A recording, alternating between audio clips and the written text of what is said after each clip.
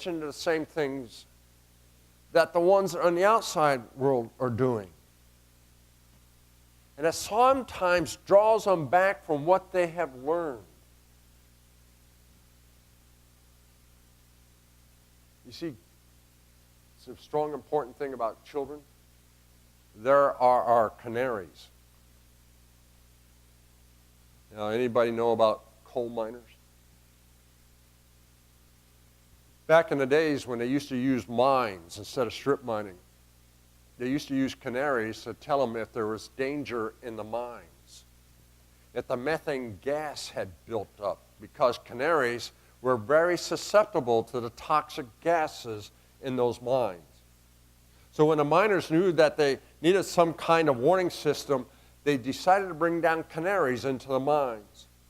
When the canaries, with their smaller and more sensitive respiratory systems, would begin to gasp for air, the miners would know at that moment that there was breathing poison into their lungs. The gasping canaries would warn them that they were in a toxic atmosphere. That's what our children do for us. I read an article a lot of years ago, and of all things out of the Washington, D.C. paper, that was talking about the effect of, we were going through a period of time when they were calling them, sorry for some of you ladies, but soccer moms.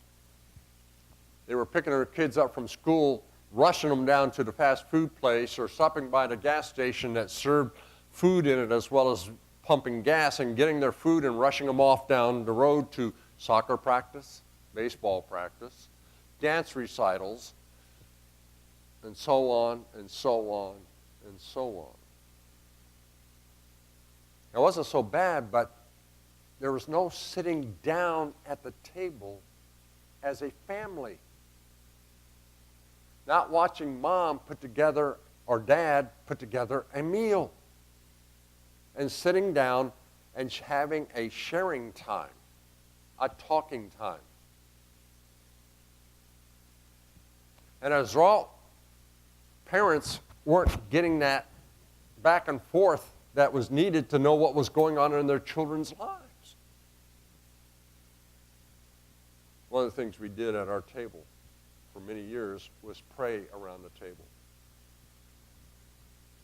Now we're with our grandchildren, and the grandchildren pray sometimes around the table with us, whether it be at Chick-fil-A or Red Robin. That's some of their choices. Occasionally I can talk them into going to Applebee's. Or Dooney's.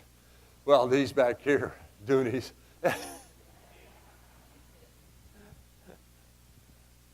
I never thought I'd be taking my grandchildren to Irish bars.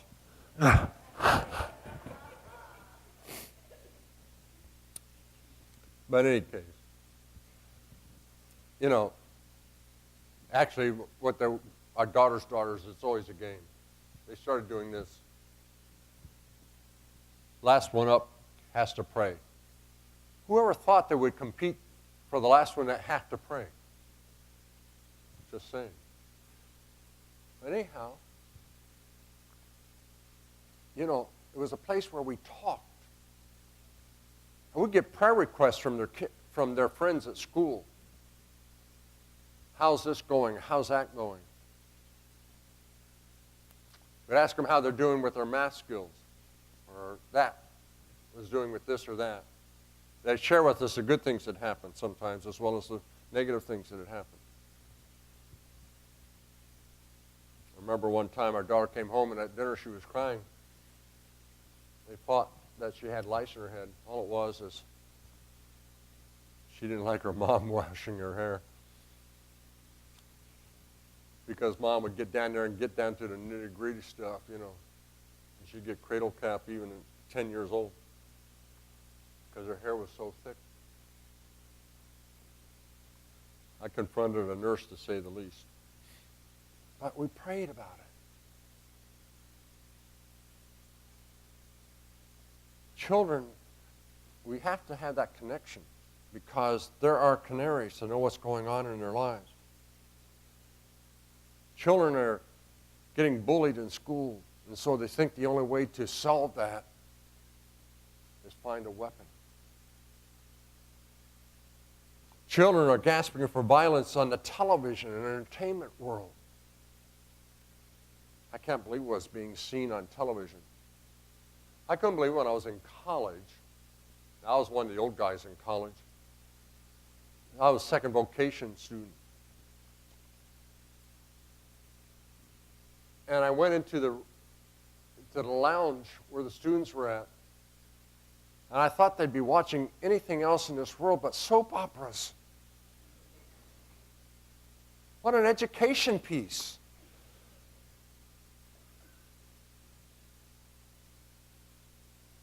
Profanity on television. Some of the stuff that is out there. Children are learning things from the computers out there. Parents, I visited in a church one time, and there was only one computer in the house. It was right by the dining room, by the living room.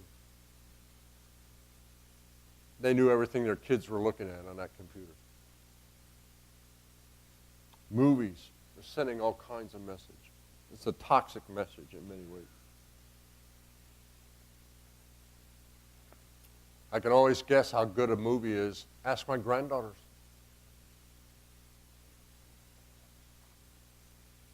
What do we do in the church?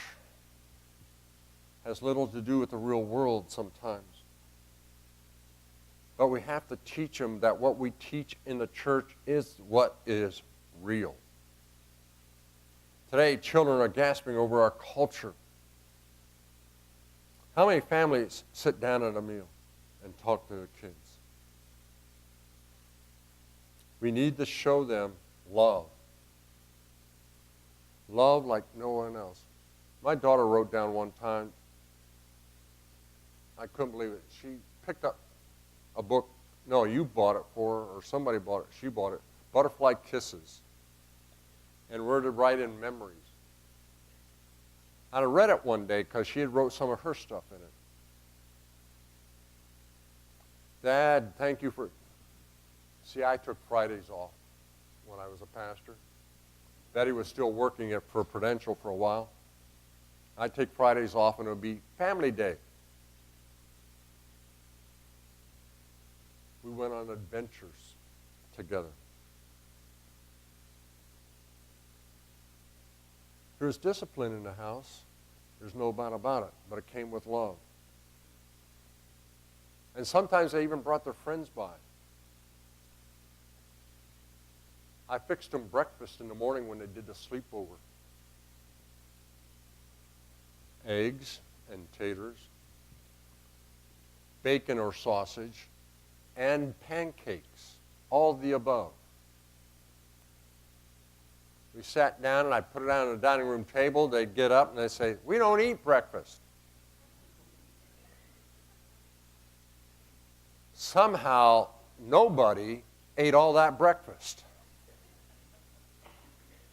who didn't eat breakfast. But you got to listen to them. You got to see what they were doing. Son calls us one day and he says, "I'm bringing some friends from the camp I'm working at. We've just been down at the shore."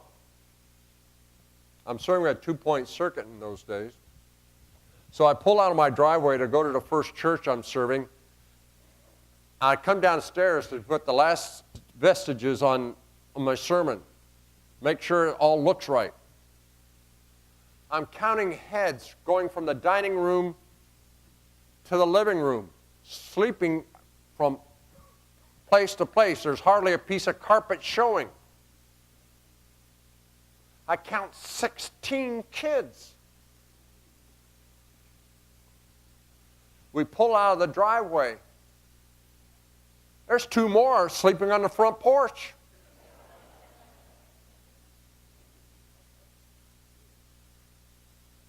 Have to teach them. Put your trust in the church. We went back to our home church. It's where I got my calling at, is at that church. Fourth United Methodist Church in Millville, New Jersey. The southern end of Millville. Wonderful thing is going on. Reaching kids. We're reaching to the little ones during the week. We now have youth we're having to reach out to now. We're sending them to the other church, one of the other churches in town, and now we have enough of our own. We have small groups. My wife and I are part of small groups, and I don't have to teach. I'm enjoying it, sitting back. My wife sits next to me to poke me when I talk too long.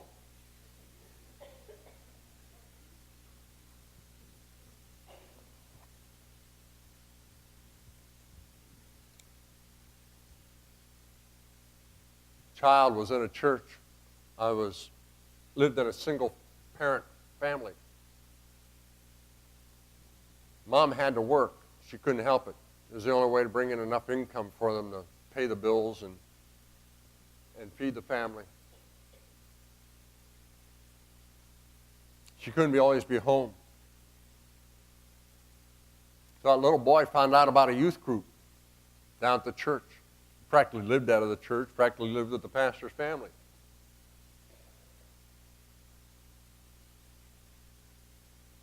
He put his trust in that church because they had something there for him. He's one of the finest young men you can get to know because of that. Does the church offer what the lonely human souls need out there? In a word, it offers community, a refuge, an island of caring in the midst of a hostile, competitive world.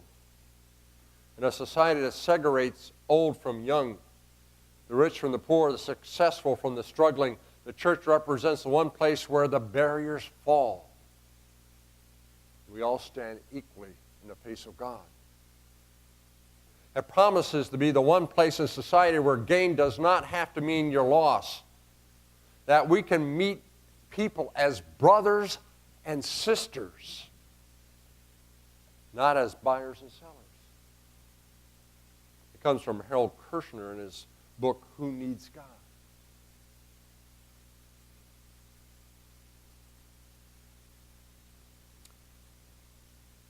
Chucky, about 2 years ago, right after he came here, somebody picked him out to be the spokesperson for the conservative side of the church. I love his line out of there. I come from a conservative family, United Methodist family. He says, but the one thing that we were always taught is to love everyone no matter who they were or what their background or anything else. We taught that early to him as youngsters, children. He was friends with a kid in Bacon School, which is across from the church where we attend, and he brought him home. He was like in the second grade. He was an African-American child. He didn't know what to make out of this whole white family who was accepting of him in this household. He had these kind of almost scary eyes when he first saw me. I was beginning to think he thought I might scold him or something. Just welcomed into the house like anybody else. See, that's the way I got taught when I was very young. My mother even went to the extent, I don't care who you bring into this house as your girlfriend. She didn't use the word black. I wasn't normal yet, but she wouldn't use the other N word either.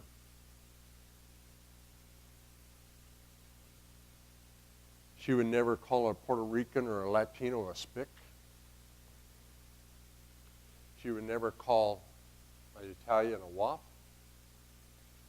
But she would tell me, you bring anybody in this house, and I don't care what their color or culture is. They're welcome here. And I pass that on to my children. We pass that on to our children. Children need to know that there's love for all kinds of people. Thirdly, we put our trust in God. A wealthy man and his son collected rare works of art. They had everything in their collection from Picasso to Monet to Van Gogh to Raphael. They often would sit together and admire the great works of art. When the Vietnam War broke out, the son went to war. He was courageous and died in battle while rescuing another soldier. The father was notified and he grieved deeply for his son. About a month later, there was a knock at the door. The young man stood there with a large package in his hand and said, "Sir, you don't know me, but I am the soldier for whom your son gave his life. He saved many lives that day, and he was carrying me to safety when he was hit. We were close friends, and we often talked to me about you. He told me about your love of art. I know this isn't much. I'm not really a great artist, but I want you to have this painting." The father opened a package, and it was a portrait of his son painted by that young man. The father was amazed how this young soldier had captured his son's personality in that painting. He offered to pay the young artist, and he said, "Oh, no, sir. Your son gave his life for me. This is my gift to you." The father hung the painting over his mantle, and when visitors came, he showed them the painting of his son first, before showing them any of his other great works of his collection. A few months later, that father died. There was to be a great auction of his painting. Many people gathered, excited over the possibility of purchasing one of the great works. I love this part of the story. The auctioneer first presented the painting of the man's son. We'll start the bidding with this portrait of his son. Who will bid for this picture? There was silence. The voice of protest from the back room. We want to see the famous paintings. Skip this one. Let's get to the good stuff. The Rembrandts, the Raphaels, the Van Goghs, the Monets. Let us get on with the real bids. But the auctioneer would not bend. The son, who will take the son? Finally, a voice from the back of the room. It was a longtime gardener of the man and his son. "I'll give $10 for the painting. I love that boy. Wish I had more to offer. We have $10. Will somebody bid 20? Oh, just give it to him for $10. Let's get to the masters." $10 is the bid. Won't somebody bid 20? Now the crowd was getting angry. They didn't want the picture of the son. They wanted the more worthy investments for their collection. The auctioneer pounded the gavel. Going once, going twice, sold for $10. Manning, sitting in the second row, said, "Now let's get on with the collection." The auctioneer laid down the gavel and said, "Sorry, the auction is over." "What about the great paintings?" the crowd demanded. "I'm sorry, I have my instructions." There was a secret stipulation in the will, which I was not allowed to reveal until this time. Only the painting of the son would be auctioned. Whoever bought the painting would inherit the entire estate, including all the paintings. The man who took the son gets everything. That's where we put our trust. God gave his son 2,000 years ago to die for you and me. And much like the auctioneer's call, God's message today is the son. The son. who will take the Son. Whoever takes the Son gets everything. Choose this day whom you will serve. But as for me and my household, we will serve the Lord. Well, how is it with you right now? Where are you putting your trust? Especially with our young people. What will people say about you at the end of the day? When our days on this earth are completed and people sit around and reminisce about you, what will they say? You see, I'm a family of military men. I served in the United States Navy. My brother Calvin served in the United States Marine Corps. My half-brother Bob served in the United States Navy. My brother Carlton, who we just lost last April, served in the United States Navy. Doug, as he refers to be called, served with the 82nd Airborne. One time, my mother could have flown 5 star flags because we were in, towards the end of my tour, in at the same time. I have to right now put 3 black ribbons on 2 Navy flags and a Marine Corps flag. Calvin died damage to the liver from Agent Orange. Bob died of heart and sugar complications. Carlton died from cancer. And Carlton's the last one I just buried. You see, there's time when you got to make the choice. Thank God all 3 of those brothers made the choice.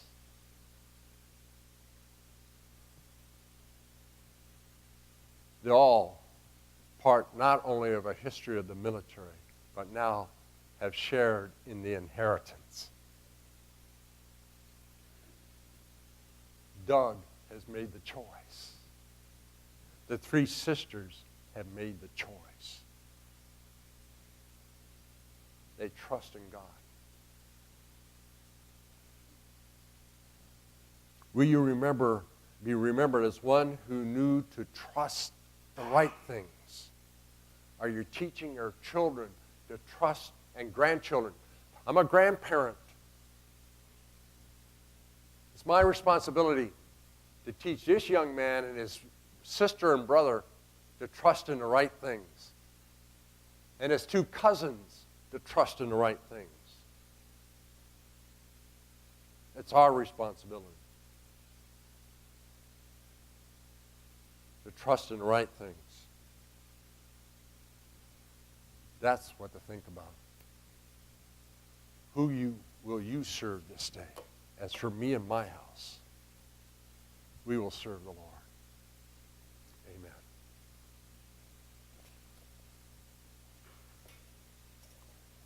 Thank you, Peter.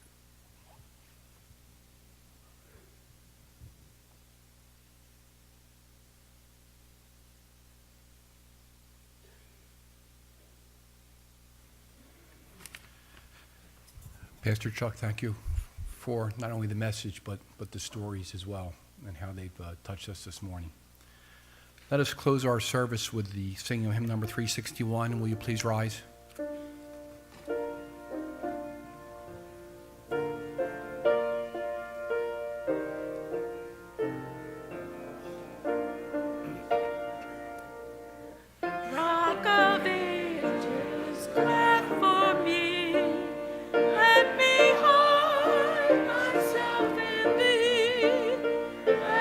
Water and the blood from thy wounds.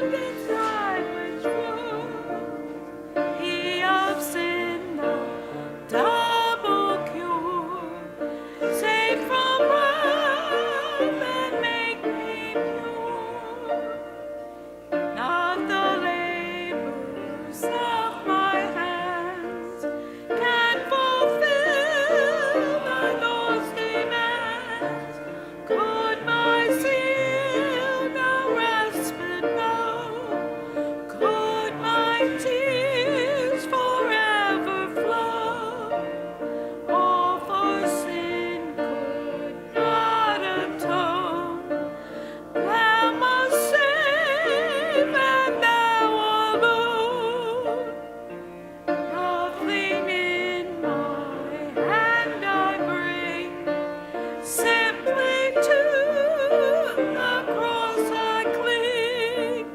Naked come to thee for dress, helpless look to thee for grace.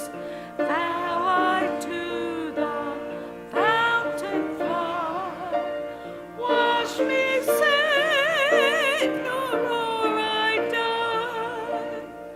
While I draw this fleeting breath, when mine eyes have closed in death, when I soar to worlds unknown, see thee on thy judgment throne, Rock of Ages, cleft for me.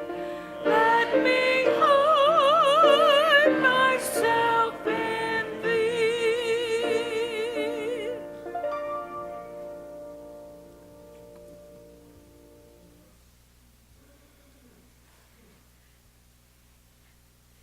Pastor looked at me and he said, "That's the first song, the first hymn I ever learned." He was given a small Gideon Bible in the military, and inside it was Rock of Ages cleft for me. Amen. Now, as we go out into the world, may we have the trust of you, Lord. May we count on you for the small and the large things in our lives, and share that grace and love that only you can give to us and to others. In your name we pray. Amen.